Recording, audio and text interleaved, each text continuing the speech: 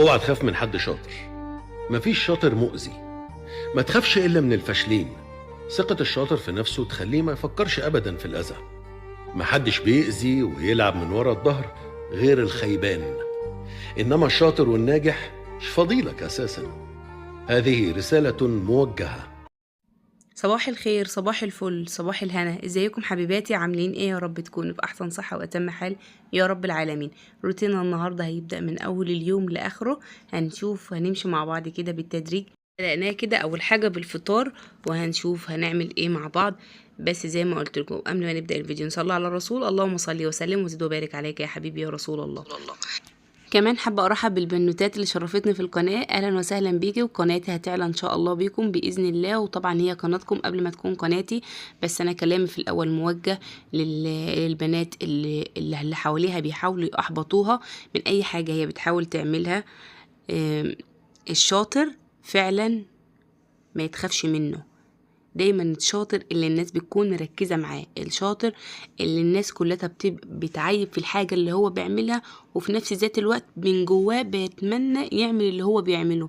دايما الشاطر بيكون عنده ثقة في نفسه. دايما الشاطر بيتمنى الخير لغيره. ايوه، حتى هو لو وقع بيقوم. حتى لو هو بدأ صغير كله مع الوقت بيكبر. بس اهم حاجة احنا مش عايزين نيأس.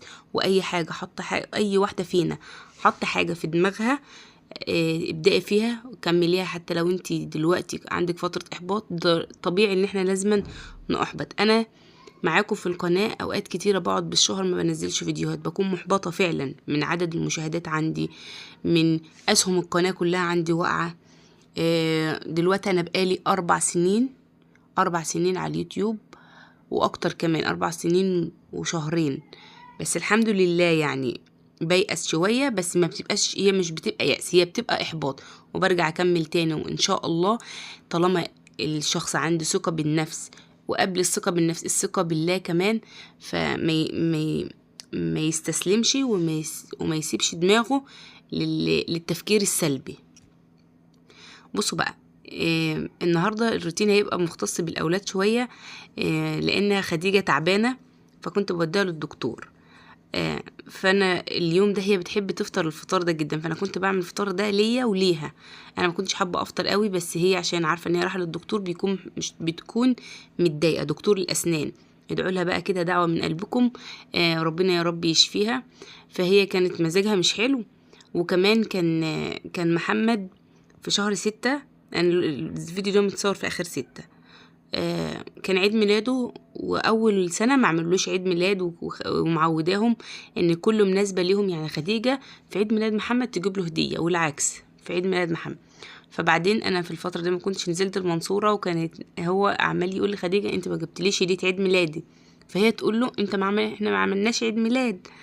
فهنشوف دلوقتي احنا هنعمل ايه. فانا حبيت بس ان انا اعمل كده فطار. طبعا هي الصوره موضحه نفسها، بس انا بالنسبه لي الفطار ده لما يكون حابه ان انا كده اروق بعمل الفطار ده. هو بيكون سهل ولذيذ، هو يا دوبك بيضه وفلفلايه وطماطمايه، بس الفرق بيكون في تحضيره وطعمه كمان. لما بتحط الميكس ده كله مع بعضه بقى. لو انت عندك جبنه رومي، بصي لو انت عندك زيتون. الكلام ده ما كانش عندي، فمشيت نفسي بالجبنه الموتزاريلا والحاجات اللي عندي.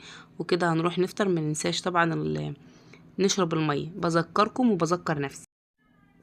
اما اكون بقى عامله حسابي اللي انا رايحه المنصوره، في اليوم اللي قبله بكون لازما اكون مسستمه نفسي انا هعمل ايه بكره، واحضر الغداء امتى، ولو انا عندي اكل من على بيات. المهم لازم اكون ما نمشي كده وانا مش عارفه انا لسه هطبخ ايه. فانا في اليوم ده كنت مطلعه بقى كيس كده من اللحمه، وما شاء الله الكيس ده كان كميته كبيره. كان حوالي كيلو الا ربع، فهيقضي معايا يومين وممكن كمان يفيد، لان الاولاد يدوبك بياخدوا القطعه صغيره. وعلى فكرة انا الحمد لله بعمل اللحمة ما بيطلعش معايا ليها اي ريم خالص. ليه؟ لان انا بسيبها لما تنشف خالص كده، بروحها من كل الجوانب، ما بحطلهاش مية وهي عليها جزء لسه احمر او لسه فيها مية. تنشف خالص زي ما انتم شايفين كده. طبعا بقى بحط الفلفل الاسود. الفلفل الاسود برضو بيساعد ان الفلفل الاسود الحب ان هو ما يسمرش الشوربة، وكمان ما يطلعش الريم عليها. ولعت كده على اللحمة،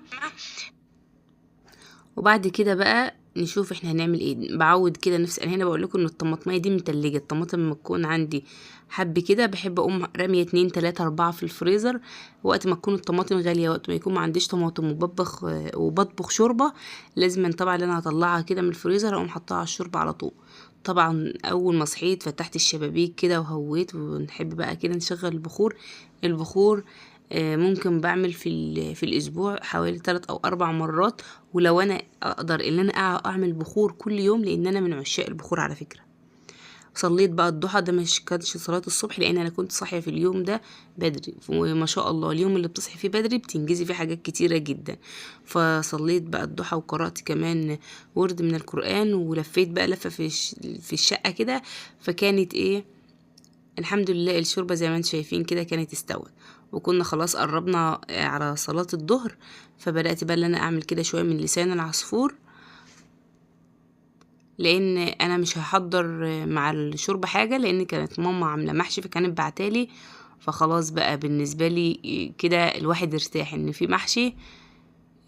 واللحمة بقى انا بحب دايما مع المحشي لحمة قليل، لما بحب البط يعني قوي بحبه، بس ده بيكون ميوله اكتر للحمه، علشان انا بحب شوربه اللحمه، انا مش بشرب شوربه البط.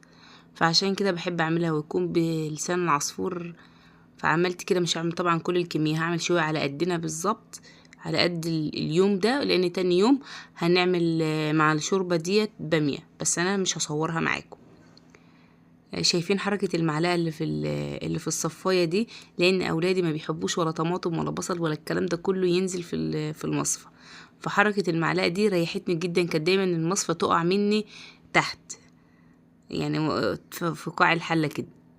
فانا بقى حطيت كده شوية، وهحتفظ برضو بالكمية المتبقية من الشوربة لتاني يوم. حضرنا بقى كده الغدا وهنتغدى قبل كمان ما الكهرباء تقطع.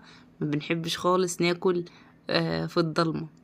المحشي بقى ما شاء الله، المحشي ده كان محشي سلق، فانا من عشاق محشي السلق ومحشي الكوسه والبتنجان اللي هو الابيض، ما بحبش البتنجان الاسود.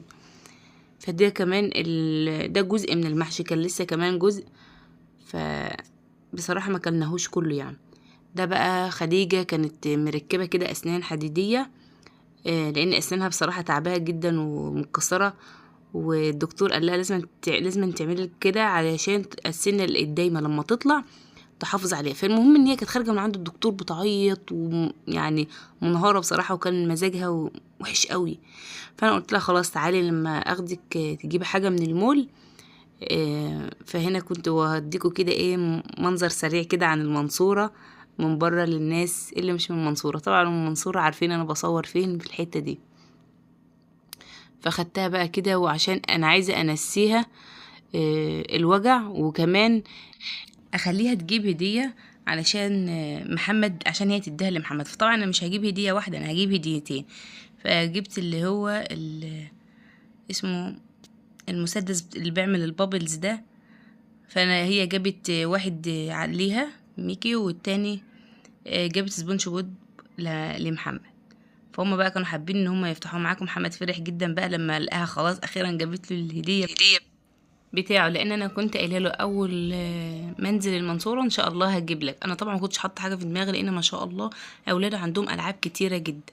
هم بقى كانوا مبسوطين جدا من اللعبه، عشان هي بتطلع بابلز كتير، ومن غير بقى ما ينفخوا فيها كده. لو تعرفوا اللعبه اللي احنا كنا بنحط كده فيها ميه بصابون ونقعد ننفخ فيها كده، لكن دي مسدس بيضغطوا عليها بتطلع البابلز بس.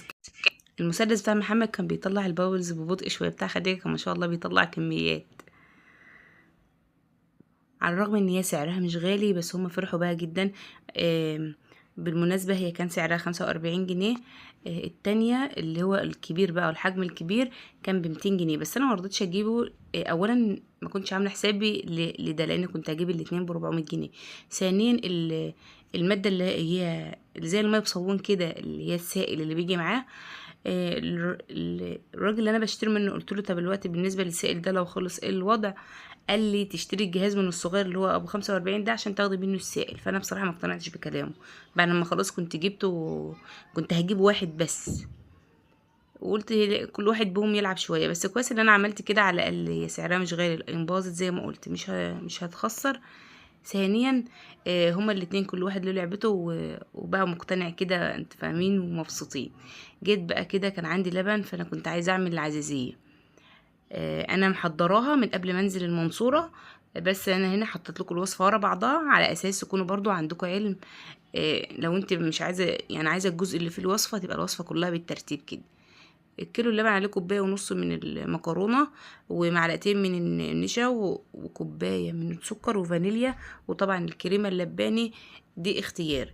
بنجيب الميه كده مغليه ونحط عليها كوبايه ونص من المكرونه، طبعا اي نوع مكرونه. العزيزيه بنضربها في الخلاط، فطبعا ما بيبانش، بس انا كان عندي المكرونه الاقلام، ممكن مكرونه سباكيتي، ممكن مكرونه كوكع، اي مكرونه عندك تشتغل. طبعا هنحط لها كده معلقتين من السكر.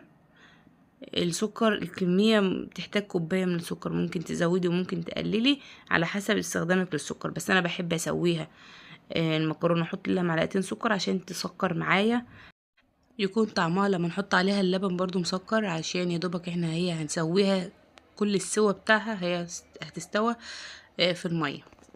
هنسيبها طبعا تغلي، هتستوى يعني اللي هو السوى الزيادة، مش السوى اللي هو العادي ولا يعني لا، السوى بزيادة شوية. حتى لو المية قلت وانت حاسة ان هي لسه مستوتش قوي، تقدري ان انت تزوديها فنجان مية بفنجان مية لحد ما تحسي ان هي استوت خالص، بحيث ان انت ما تيجي تضربيها في الخلاط تتفرم معاك بسرعة. هي كده خلاص استوت معايا، ولسه فيها برضو شوية كده من المية. طبعا المية دي انا مش هرميها، انا هفرمها بالمية بتاعتها كده، بس هسيبها تهدى بس شوية عشان انا هضرب في الخلاط. لكن لو انت طبعا بتضربي في الهاند بلندر، تقدري ان انت تضربها وهي سخنة عادي. انا هحط كده المكرونة، وهحط برضو شوية من اللبن، وهضربها في الخلاط. لو انت عايزاها اللي يكون طعم المكرونة يكون مش باين فيها قوي، تقدري ان انت تفرميها وهي لسه دافيه، ويكون تفرميها يعني تضغطي عليها شويه في الفرن. لكن لو انت عايزاه يكون فيها حبيبات شويه والمكرونه تكون ظاهره حتى لو اجزاء بسيطه، تفرميها، يعني الفرن ما يبقاش ناعم قوي. ما تنسوش بقى حبيباتي، لو انتوا وصلتوا لحد هنا، اتمنى ان انتي تحطوا لايك للفيديو وتتفرجي على الفيديو وتصلي على الرسول، وتسيبي له كومنت كده منك تحت. انا هنا ما ضربتهاش قوي، انا حابه برضو ان هو يكون فيها نسبه تخريزه كده شويه من المكرونه. هبدا بقى ان انا انزلها كده برضو في الحله، وهنزل عليها بباقي كميه اللبن.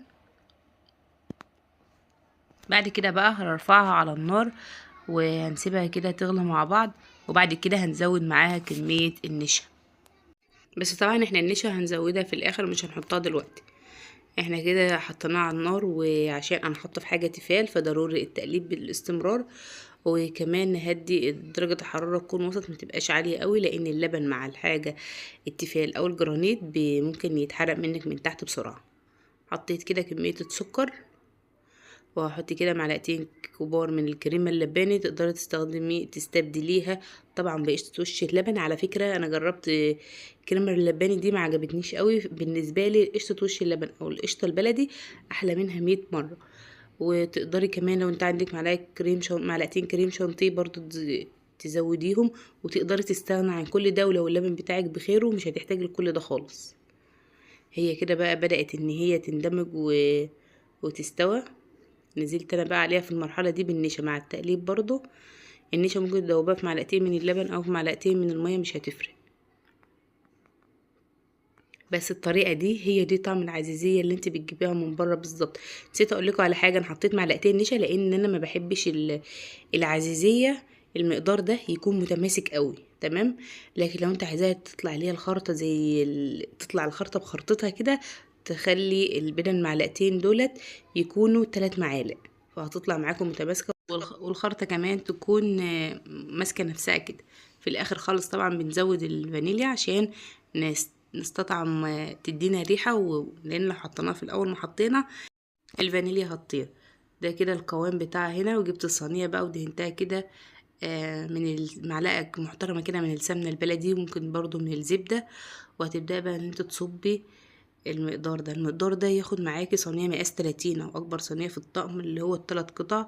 لكن انا عملت في الصينيه اكبر شويه عشان يكون السمك يكون رفيع. طبعا احنا بنعمل للبيت، لكن لو انت هتعملي يعني اللي بيعملوها للمحلات بره وبتتباع، بتكون الخرطه ما بتبقاش مرتفعه قوي، بس بتكون متماسكه. لكن طبعا احنا بنعمل في بيتنا، فنعمل اللي احنا بنحبه لان على فكره انا ما بحبهاش اشتريها من بره. يعني لما بجيب حلويات شرقيه من بره تحط لي قطعه من العزيزيه، انا ما بحبهاش خالص، لكن انا بحب اللي انا بعملها.